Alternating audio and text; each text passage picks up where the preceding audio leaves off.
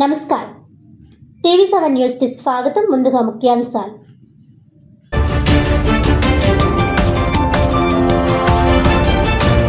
Kakinada rural నియోజకవర్గంలో ఒక నెల ఒక గ్రామం 4 సందర్శనలు కార్యక్రమంలో పాల్గొని ప్రజల నుంచి అర్జీలు స్వీకరించిన జిల్లా కలెక్టర్ ఎంఎన్ హరేంద్ర ప్రసాద్.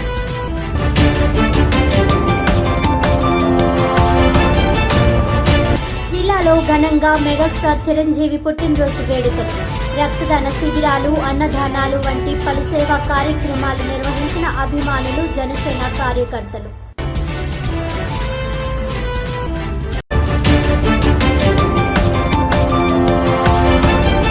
కాకినాడ నగరాన్ని పచ్చదనంతో పరిశుభ్రంగా తీర్చిదిద్దేందుకు ప్రజల భాగస్వామ్యం కీలకం. కాకినాడలో స్వచ్ఛాంధ్ర స్వర్ణాంధ్ర కార్యక్రమంలో ఎమ్మెల్యే వనమాడి కొండబాబు, జిల్లా కలెక్టర్ ఎంఎన్ హరేంద్ర ప్రసాద్.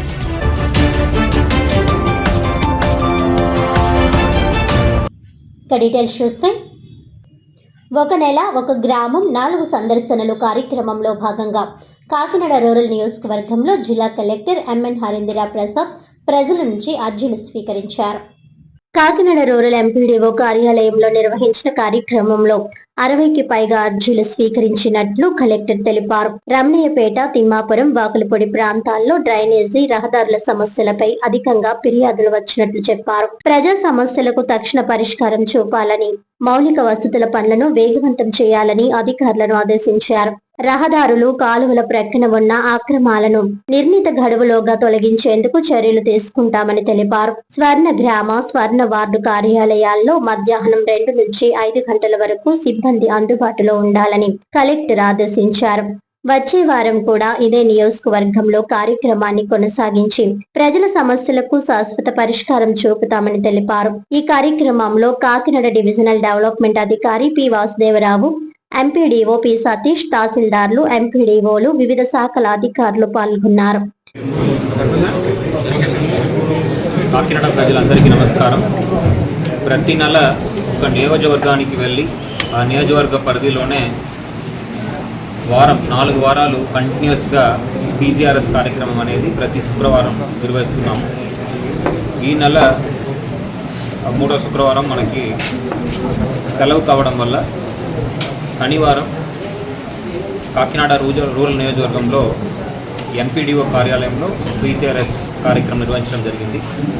ఈ కార్యక్రమంలో కాకినాడ రూరల్ నియోజకవర్గం సంబంధించిన రూరల్ ప్రాంత సమస్యల గురించి వివిధ దరఖాస్తులు స్వీకరించడం జరిగింది.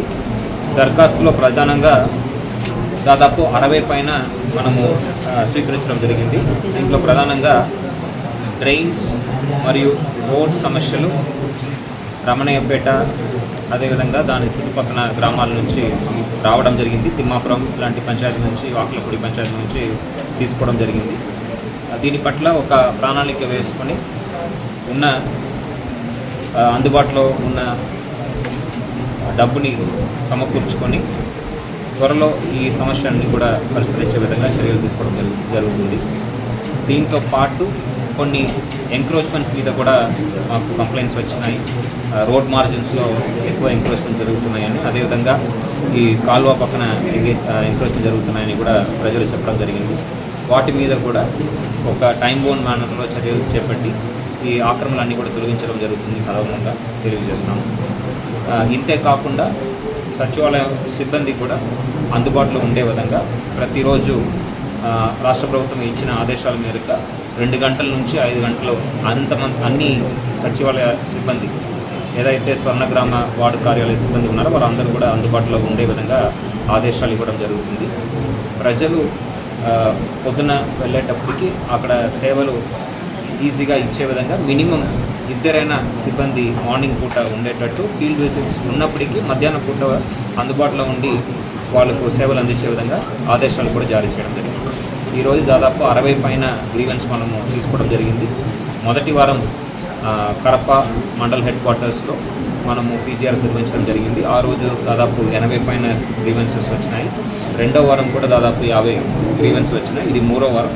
ఇంకొక వారం కాకినాడ రూరల్ నియోజకవర్గంలో ఈ పీజీఆర్ఎస్ కార్యక్రమం అనేది నిర్వహించడం జరుగుతుంది.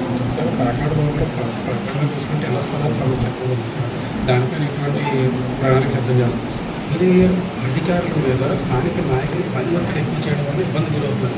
చెయ్యకపోతే ఇలాంటి గ్రీవెన్స్లో ఎక్కువ కంప్లైంట్ మార్పులు చేస్తున్నారు సార్.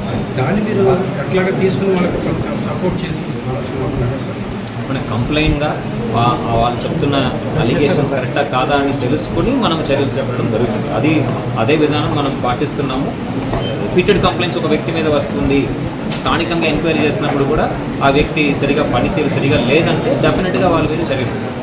సార్ కాకినాడ రూరల్ తోరంగ గ్రామ పంచాయతీ మీద గత వల్ల సెక్రటరీకి షోకాజ్ నోటీసులు ఇచ్చారు. అది 1.5 year ఏజీఆర్ఎస్లో కంప్లైంట్ ఇచ్చి మొన్నది ఎంక్వైరీ రిపోర్ట్ రాశారు. ఈరోజు కూడా వాటి మీద చర్యలు. ఓకే అండి. సో 1.5 years అయిందన్నారు, నా దృష్టిలో లేదు.